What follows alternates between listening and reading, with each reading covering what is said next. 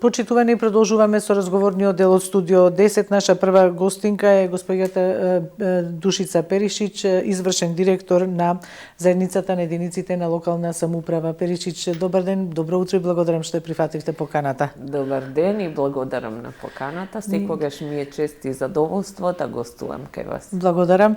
Еве, не сте ни биле која проверив, која последен пат сте биле пред 2 години од прилика. Се надевам ке имаме нешто што да кажеме. Се извинувам, 2023 година. Дали ЗЕЛ се во подготовки за престојните локални избори? Која е вашата улога и место? Бидејќи градоначалниците веќе гледаме постои раздвижување во нивните редови. ЗЕЛ е не владина, не политичка и непрофитна организација, што значи дека ништо не ни значат изборите, освен што тоа ќе има влијание на нашата понатамошна работа, односно ќе се сретнеме, предпоставувам, со дел нови градоначалници и ќе треба наново да се запознаваме, да се објаснуваме кој што треба да прави, како да го разберат ЗЕЛС.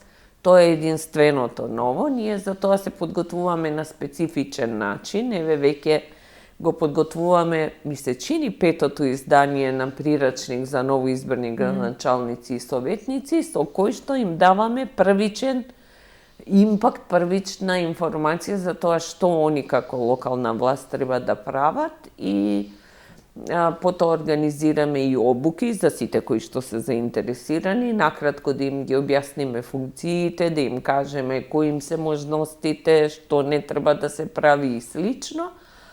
А во меѓувреме, еве денеска во 12 часот ќе имаме состанок на комисијата, специјална комисија формирана од управен одбор за стратешко планирање, бидејќи нашиот стратешки план трае до крајот на оваа година и веќе треба да се усвои нов, кој што ќе биде 2026-2031.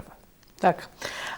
Сега го носите планот или разговарате за планот, бидејќи тоа ќе биде стратешки план кој што ќе се однесува или дел ќе треба да го исполнуваат идните градоначалници, што ќе дојдат, рековте, дел стари, дел нови, нормално е тоа. Така, ама не, они немаат обврска, мислам, треба да исполнуваат задачите што ќе произлезат од тој стратешки план, тоа е стратегијата на ЗЕЛС. На ЗЕЛС, ете така, како ЗЕЛС планира да постапува во наредните 5 години, кои ќе му бидат клучни активности и си разбира од тој стратешки план произлегуваат годишни акциски планови со кои што се утврдуваат активности за секоја година.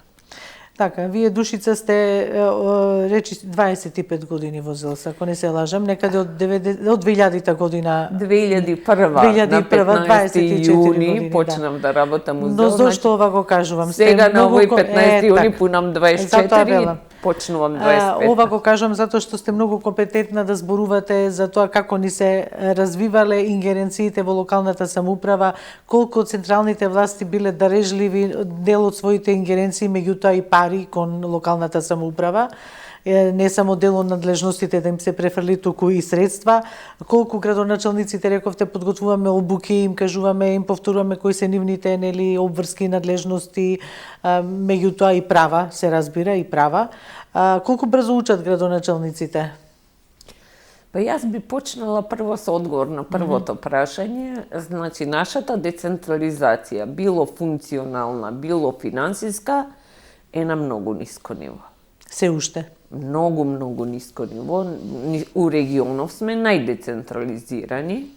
За пошироко не ќе ни да зборам, пошто ако не споредите со една Шведска или со една Данска, па мислам голема е, огромна е разликата. Прво и основно земајки во обзир дека во Шведска, например, учествува со 25% во бруто домашниот производ, општините во Шведска.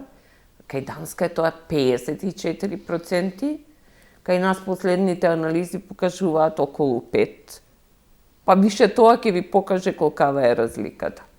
Тоа е прва работа. Втора работа е секако дека не се добро прецизирани и доцентрализирани одредени надлежности. Дефинитивно работиме на тоа да се изврши поголема децентрализација, пропратена со финансиски средства, затоа што ако сакаме државата да ни биде успешна, мораме да имаме децентрализирани општини. Бидејќи јас, вие, било кој граѓанин, кога ви треба нешто, нема да идете у влада, нема да идете кај некој министер, прво што помислувате и сакате да отидете, тоа е градоначалник. Во моментот работиме на една студија која е компаративна и прави анализа на тоа што се случува во сферата на социјална заштита. Значи, социјалната заштита кај нас е сведена на минимум што се однесува на општините, а нормално е дека Министерството за труд и социјална политика не може да влезе у Гевгелија и да види колку деца има на улица, например, или да влезе у Охрид и да види што се случува, колку има бездомници кои спијат покрај плажи и слично. Тоа е природна надлежност, ја би рекла, на локалната самоуправа и правевме одредена анализа со помош на некои други организации. Се очекуваме нашата комисија за социјална работа да се состане, да избере еден од двата модели и да излеземе пред централната власт со тој предлог. Бидејќи во моментов ние имаме градинки од социјална заштита. За децата од прешколска возраст, за згрижување. И кои што исто така ги најдовме у страшна ситуација, и кои што се уште не се досредени, бидејќи ако ви покажеме анализа, ќе видите дека добар дел од општините кои имаат градинки, примаат со блок дотациите одредени средства од централната власт, меѓутоа дел ги плаќаат од своји сопствени средства, бидејќи имаат голем наплив на деца од таа возраст, а немаат доволно кадар кој би се грижал за тие деца. И за да го премостат на некој начин тој гап, тој ров, тие решаваат да плаќаат по договор на дело луѓе само за да можат да примат повеќе деца. Исто така, мислам, последна акција на владата која што предвидува грантови за општините, а владата зема кредит, тој е унгарскиот, добро познатиот унгарски кредит, ќе помогнат во таа насака, затоа што добар дел од градинките ќе се доградат, ќе се изградат нови, истото важи и за училишта, и после ни останува само да го решиме прашањето на плати за вработени со централната власт и ќе имаме Ама многу... и да се најдат вработени, бидејќи тие струки некако како да затаија во минатото. Немаше некој голем интерес. На ОГЕ-ат општините, гледам, имаат голем број на вработени со договор на дело, кои што имаат единствена функција, нели, да ги згрижат децата, да им ја пружат целата нега, да обезбедат све што е потребно, а родителите апсолутно не ги интересира дали општината има пари или нема пари за тоа. Ви гледаме, постојат, нели, на социјалните мрежи постојат групи на родители кај што читаме дека не знам треба колку време унапред да се пријавиш дека утре другиен ти ќе добиеш дете, дека тоа дете, нели, ќе треба место да му се обезбеди во градинките.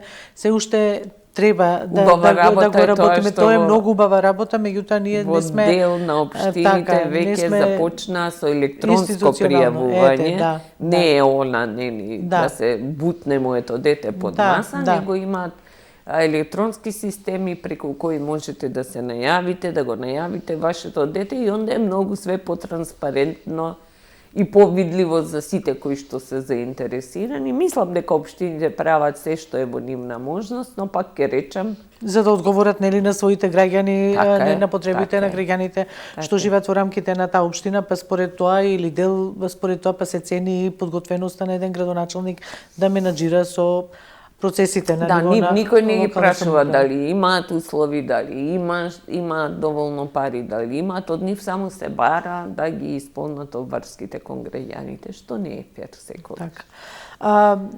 Господја Перешич, која ми гостувавте пред 2 години, зборувавме за надлежностите, нели, на општините, за правата, обврските, кога нели рековме дека многу општини се со блокирани сметки, со долгови, некаде 2023 беше споменето дека долгувањето на општините е вкупното, значи на сите општини горе-доле е околу над 70 милиони евра. А вие не сте, мислам, надлежни за тоа, не знам дали сте дошле до некоја информација, дали сега тој долг е намален или зголемен. Меѓутоа, велите, се има и постои во законот за финансирање на единиците на локалната самоуправа и колкав е сега тој однос на финансирање или пари што протекуваат од централната кон локалната власт и за што се тие пари распределени? Колку остануваат во општините? И дали остануваат впрочем? Па, не верувам дека нешто останува, дефинитивно, но податокот за тоа колкава е задолженост на општините јас немам. Тој податок го имаат само во Министерство за финансии, бидејќи они имаат некои електронски софтвери кои што покажуваат нели колкав е долгот. Она што општините го добиваат од централната власт се состои од неколку столбови. Прво е ДДВ-то, процентот ДДВ-то, кој што во моментов изнесува 6%. Значи, од 100% кои што ќе ги собере владата, 6 ќе им даде на општините, 94 остануваат у владата. Бидејќи кога ќе кажам 6%, сите мислат од тие 18, 6 идат кај општините. Не, сосема е друга приказката. Успеавме 2021 да го измениме законот и да го зголемиме процентот, затоа што претходно беше 4,5. Добиваат, ова се некакви споделени даноци, добиваат процент од персоналниот данок и тој е сменет со законот од 2021 и сега веќе изнесува 6%, претходно беше 3%, значи имавме некакви покачувања 4, па 5, па 6%, и сега и тоа е 6, ама повторно од вкупната собрана сума, 6% иде кај општините, 94% останува во централната власт. Убавината на овој данок е тоа што ако вие работите во општина, не знам, ова е Газибаба, а местото на живење вие Карпуш, процентот овој што оди за општините од вашата плата ќе биде уплатен у општина Карпуш. Што значи дека на некој начин се враќаат парите таму од кај што живеете, кај што го поминувате поголемиот дел од времето. А кај ДДВ-то, данокот на додадена вредност, имаме специјални формули кои што на инсистирање на ЗЕЛС пред многу години успеавме да секоја општина добие стартни по 3 милиони денари. Ова беше некој начин заштита на помалите општини.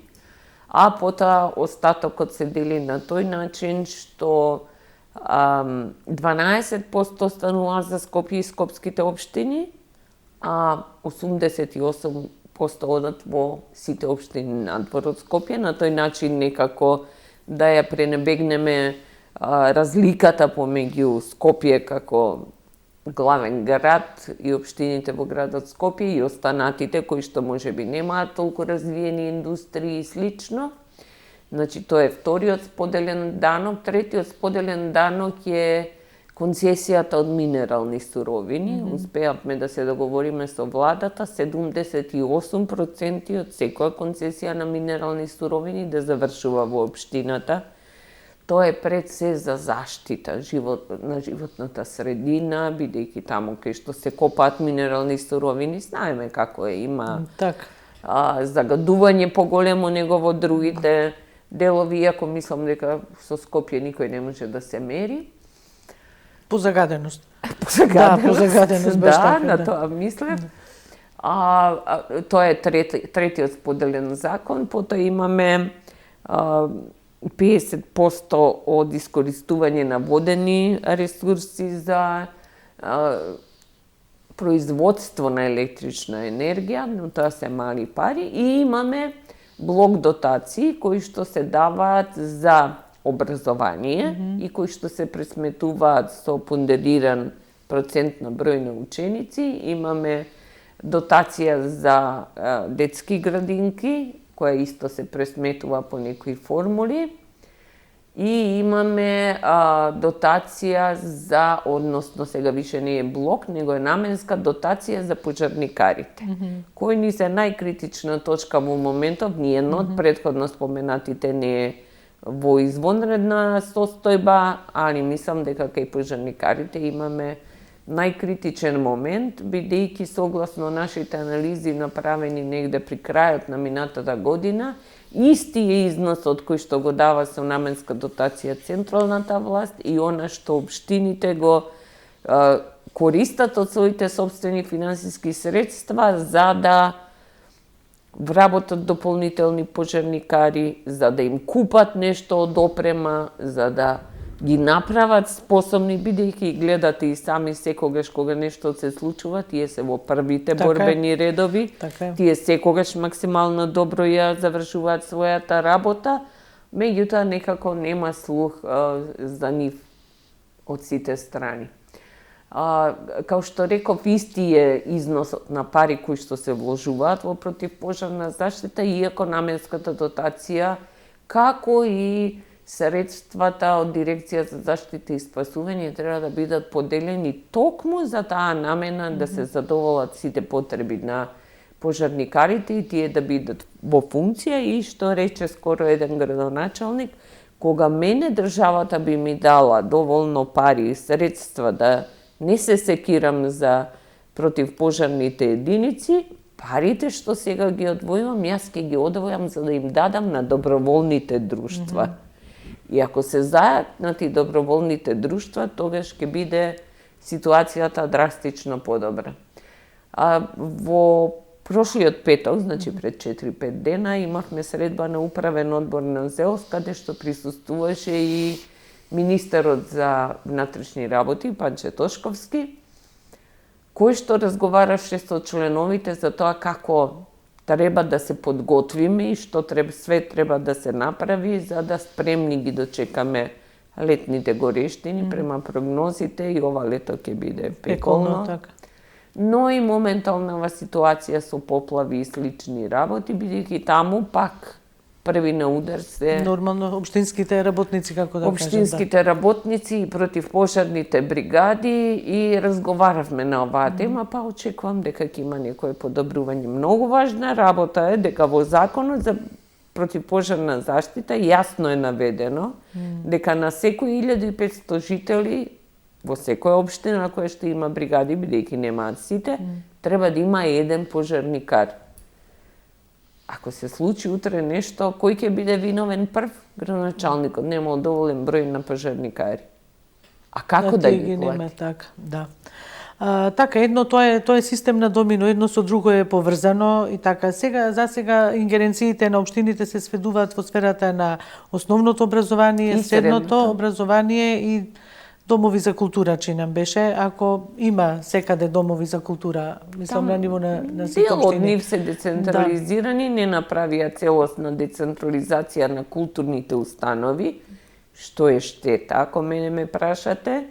Меѓутоа и тоа е малку смешно, да ви кажам, имаат домови на култура или културни институции каде во одреден број на општини има еден вработен, тоа е директорот. Што може човекот сам да измисли и каква програма да направи? И за да во објектот кој што постои, за да биде чисто и да има пристојни услови, градоначалникот од општината им ги пушта чистачките за да жените што чистат, за да биде пристојно и за да изгледа на нешто. Ама замислете да ве остави човек сами да бидете, што можете да смислите? Програма, настани? Па не може еден човек за се, мислам така му доаѓа. Апсолутно не. Да. Значи мораме и на тоа да посветиме внимание и во културата малку повеќе да се овозможи. На локално ниво што се вели, да се децентрализира и културата, колку може, не во целост. Среќа е што министерот за култура, кој што во моментов е на таа позиција, доаѓа од општина. Тој беше председател на совет во општина Велес и беше член на нашиот комитет на совети, кој што го имаме во структурата статутарна на ЗЕЛС. И мислам дека има малку поинаков филинг за тоа, поинаков осет за тоа што им треба на општините и како тоа треба да се организира. Средства се собираат од продажба на градежно земјиште, од комунали, мислам дека овакво. Меѓутоа, изборувавме на оваа тема и во ваши претходни гостувања, во едно ни беше и Пенов, тогашниот министер за локална самоуправа, присутен. Што е со тоа, вие дури рековте дека ЗЕЛ се дури подготвена да инвестира во софтвер за градежно земјиште. И се уште сме, ама ни треба централна затоа викам, дали во меѓувреме нешто се случи или не се случи одобрување за таков софтвер? Значи, за да го направиме тој софтвер, ние веќе го имаме концептот. Бидејќи веројатно проблем е на локалните самоуправи, им прави проблем ова што нема таков софтвер, ама и кога станува збор за наплата на данокот на имот, го имаме оној проблем. Тој ми е фамилија. Да. Тој ми е пријател. Да не го дадам на присилна наплата, нели? Да. Ние се уште имаме... Докаде тој, дали се мрдна тука нешто? Не, ништо не се мрдна. Бидејќи за да го спроведеме тој софтвер, нас ни треба поддршка од централната власт, во смисол на тоа дека Министерството за финансии треба да направи одредени измени во одредени закони, за да тоа се возможи да биде електронски и секако катастар да им ги даде сите податоци на општините, онакви какви што ќе бидат потребни да се стават во електронскиот систем, тогаш ќе имаме на вистина зголемени приходи во општините. Мој лично мислење, не сум експерт за тоа, меѓутоа со оглед на тоа што гледам што успеавме да направиме со електронскиот систем за издавање на дозвола за градба, со електронскиот систем за градежно земјиште и со електронскиот систем е-ствари, мислам дека и ова би било погодок.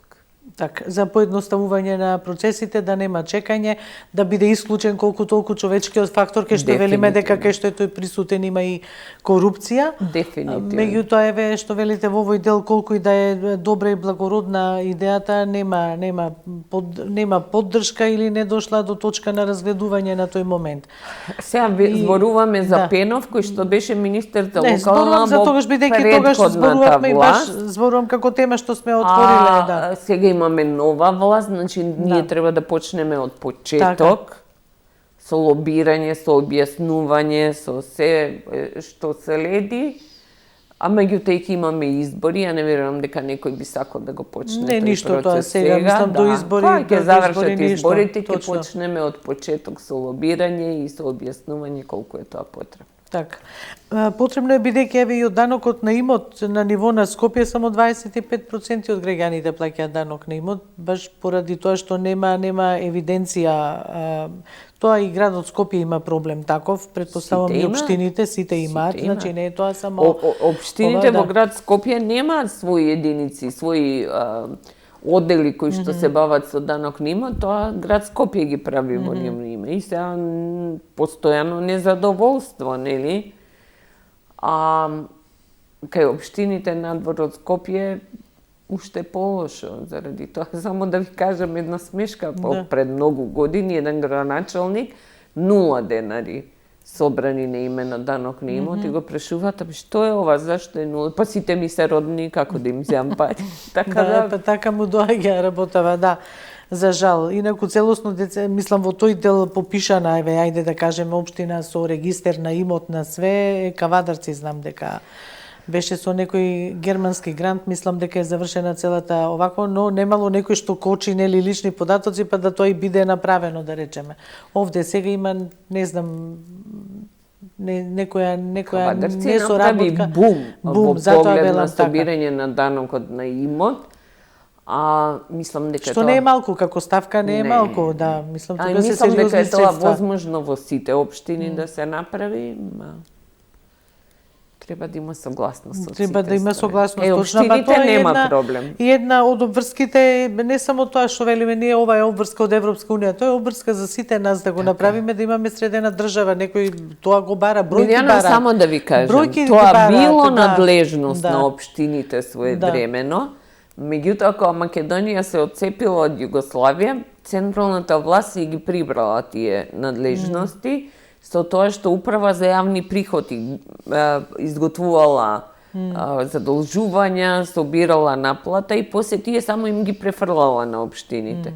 Меѓутоа, луѓето од тоа време кажуваат дека облозите, односно оние фактурите што ги добиваме, ги наоѓале под камен мост фрлени. Значи, не е мој приход, што има да се секирам? Сега ќе идам, ќе ги носам од граѓанин до граѓанин, кај општините не е така. Они сваќаат колку им е тоа важно. Точно и секој денар колку им е важен, да. И организираат на различити начини, или подпишуваат договор со пошта, или организираат доброволци кои ги разнесуваат тие документи, така да важно им е, секој денар им е важен. Значи, успешноста на мандат на секој градоначалник се рачуна од тоа што направил. Точно, и колку полна ќе остави касата, да речеме, колку од обврските платени, подмирени. Тоа не е важно, после горе тоа може долу, да новиот што ќе дојде да Добро, точно. да полемизира околу тоа. Меѓутоа јас и вие зборам за граѓаните да го оценат еден кога мандат треба да градоначалнички за избираме успешен или не. градоначалник, на што се осврнуваме прво? Дали ми е асфалтирана Точно, улицата? дали улицата е направена точно. Дали водоводот ми функционира? Дали ѓубрето ми се собира редовно? Дали детето може лесно да ми иде у градинка? Дали сум задоволна со образовниот систем? Тие битни прашања што ние Дали некако ги автобусот занемаруваме. ми доаѓа на време? Така е. Тоа е она што е важно за секој граѓанин кога одлучува за избор на градоначалник. Во Зелс, кога ќе отворите страната, вели Зелс беше основана 1972, но беше реконструирана во 1995 година. Значи, заедница на единиците на локална самоуправа со организација од ваков тип имало уште во времето на Југославија. И вика заедницата подготвуваше модели, статути за работа на општините, истите ги дистрибуираа на своите членови, исто така обезбедуваше форум за дебата во однос на овие модели, а и учествуваше во изготвувањето на новиот закон за локална самоуправа. А според постоечката регулатива, сите општини се задолжително членки. И сега се сите општини, меѓутоа на доброволна основа. Затоа реков, тогаш било задолжително, сега се на доброволна основа, но претпоставам дека сите се членки, 80 општини градот Скопје. 81 се градот Скопје. Значи, во бившата држава во која што сме биле и ние, првата асоциација на општини е формирана 52 година. Со седиште во Белград, нормално. 20 години покасно, 72 виделе дека може би е подобро да имаат секоја република да си има своја асоциација. Тогаш е формиран ЗЕЛС и во сите републики се формирани асоциации, а ова првата од 52 останало да биде кровна асоциација. Јас дојдов да работам 2001, така да можам да ви раскажам само што се случило од 2001 навака. 2001 навака, иако секретарката во ЗЕЛС, која ја затекнав 2001 година кога дојдов, а која пред 5-6 години замина у пензија, Слободанка Аранџеловиќ, работела во асоциацијата од 74 или 75. Значи, имавме жива историска книга, која можеше во секој момент да ни раскаже и сега доаѓа во ЗЕЛС, за што сум и благодарна. Доаѓа во ЗЕЛС, нели, кога треба и жива енциклопедија, историска читанка, како да ви објаснам. Све она имаше во архива, све. И дури кога ја издадовме монографијата за 40-тиот роден ден на ЗЕЛС, сите слики, материјали, чуда, она ни ги даде затоа што ги чуваш. Браво за секој почит, тоа што значи историја на една држава, практично, и на една држава и на единиците на локалната самоуправа. Модели што верувам дека биле еднакво успешни, можеби поуспешни од ова што сега го имаме. А од 2001 навака моите колеги, пред се, сите што работат, секако и јас, сме исто така историска читанка за тоа што се случува од 2001. Добро, за војнината точно, па не е малку, 24 години е навистина еден период за секој респект. За да функционира успешно не заедницата на локалната самоуправа, вие си постоите, рековте, невладини сте, непрофитни сте, постоите како заедница во која што на доброволна основа членуваат представниците на локалните самоуправи, градоначалниците. Што треба за поголема успешност на единиците на локалната самоуправа, господјо Перишич. Еве од ваше работење што треба да им се даде, бидејќи ние сите удираме со дрвја и камења по некој градоначалник како нешто Тој не ми е успее крив, да работи, да. дека е тој крив, тој е фронтменот и така, без да знаеме што се случува од другата страна, пак тој со што се соочува со секакви недостатоци. Еве и фискализацијата мислам не е завршена, не е тоа исто завршено. Значи, прво и Така, има основно многу треба да се дубиози, да. доуреди законски и да се направи вистинска децентрализација. Тоа што ние се фалиме дека го имаме, у суштина го немаме. Тоа и обврска, и пак ќе речам обврска од Европска унија, тоа и наша обврска, мислам, прво треба да биде. Значи да се заврши децентрализацијата, ама да биде пропратена и со доволни финансиски средства кои што ќе овозможат тоа што пишува на карти и вистински да се спроведе во дело. Тоа е првото. Второто е да кога ќе се има финансиски средства, ќе можат да се дадат и попристојни примања во локалната самоуправа, со што ќе се дозволи да се ангажира доволно стручен кадар за извршување на надлежностите. Тоа е второ, еве ние и денеска мачиме по општините со доволен број на инспектори од различити програми. Затоа што ни еден градежен инженер не ќе да дојде да работи во општина као градежен инспектор, затоа што е работата сложена, затоа што е опасна, затоа што ќе биде предмет на разни уцени. Полесно им е за дупло поголема плата да одат у некоја фирма и да работат таму.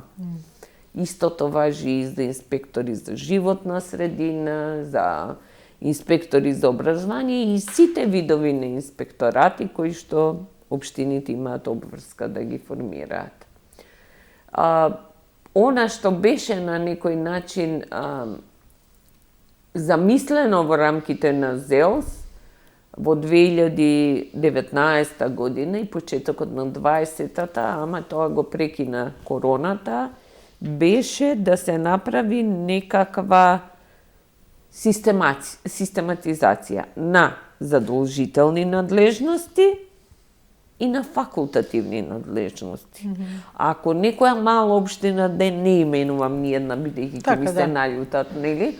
Ако нема доволно капацитети, не може да најде соодветен кадар за да го работи тоа, она може тоа да го прифати као незадолжителна надлежност и да побара од некоја од блиските општини да ја обезбеди таков кадар за што ќе се склучи договор и ќе се изврши финансиска размена. Како со споделување на кадар, да. Тоа е првата работа. Втората работа, пошто дел од општините, но и јавните комунални предпријатија се жалат од превработеност, да се воведе некој систем на одредување на број на вработени во општините. Бидејќи нели се смета дека голем број од средствата се на име на плати се одлива и тоа партиски вработувања сега и тоа го има, не дека го нема и превработеност, тоа е вака јавно мнение. Ама така и јавните предпријатија на ниво на една општина. И да имаме отприлика на секој 1000 жители еден вработен. Тоа беше замислената бројка. И сега дојде 2020 короната и сето го стопира. Една од убавите идеи што произлезе од таму не е само социјална заштита да се децентрализира, туку и да се воведе општинска полициска служба. Да, на локална што ќе делува баш тука точно. Вие гледате што се случува со урбаната опрема, со детски игралишта, со клупи, кај што се кршат, кај што се уништуваат. Произлезе една иницијатива од член на управен одбор да заедно со Министерството за внатрешни работи, Министерството за локална самоуправа и неколку други се организира некаков вид на заштита, односно казна, за сите починители на овакви работи, но не само за децата, туку и за родителите, бидејќи родителите, домашното воспитание, начинот на кој го советувате вашето дете што треба да прави, игра огромна улога, нели?